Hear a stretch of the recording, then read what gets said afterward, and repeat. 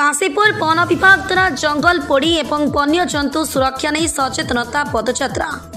रायगड़ा जिला काशीपुर ब्लॉक सतर आज काशीपुर वन विभाग आनुकूल्य जंगल को निया दाउरू रक्षा और वन्यजंतु सुरक्षा जन सचेतनता अभियान काशीपुर मां माणिकेश्वरी आदिवासी महाविद्यालय पड़ियाठू मुख्य सड़क दे पंडापड़ा पर्यंत प्राय 6 किलोमीटर धरी युक्त 2 और युक्त 3 छात्र छात्री अंशग्रहण एक पदयात्रा देखा मिली।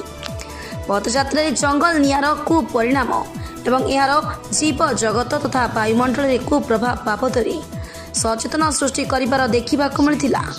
उक्त कार्यक्रम समग्र राज्यव्यापी चली परिप्रेक्षी में काशीपुर ब्लॉक भली उपांत अंचल वन विभाग पक्षर विभिन्न पंचायत यही जन सचेतन कार्यक्रम कर देखा मिली।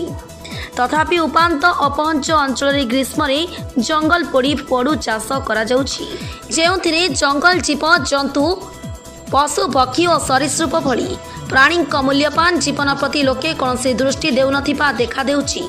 ठीक यही किसी लोके वन्य जंतु को शिकार करने उद्देश्य जंगल रे इलेक्ट्रिक तार संयोग करुछंती, जहाद्वारा निरीह जंगली पशु पक्षी समेत गृहपालित पशु एवं मनुष्य भली अनेक जीवन चली जाउछि।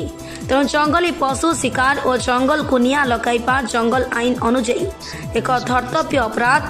यार कठोर दंड विधान सचेतनता वार्ता जना पड़ी।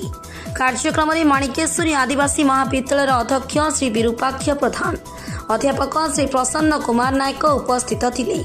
काशीपुर वनांचल अधिकारी श्री अंतर्जामी साहू नेतृत्व में आयोजन होता बेले वनपाल श्री दीनबंधु सबरଙ୍କ सहयोग क्रमे वनरक्षी जगदीश नायक, घासी माझी, मीना तंडसेना, मानस्मिता पाणिग्राही, सोनाली स्वाई एवं पारास्टाफ समेत एडीएस टीम काशीपुर पुलिस पक्षर आईआरबी जवान माने संपूर्ण दायित्व तुलाई। रायगड़ा स्वतंत्र प्रतिनिधि Satyanarayan Sahu report today news 24 Odisha.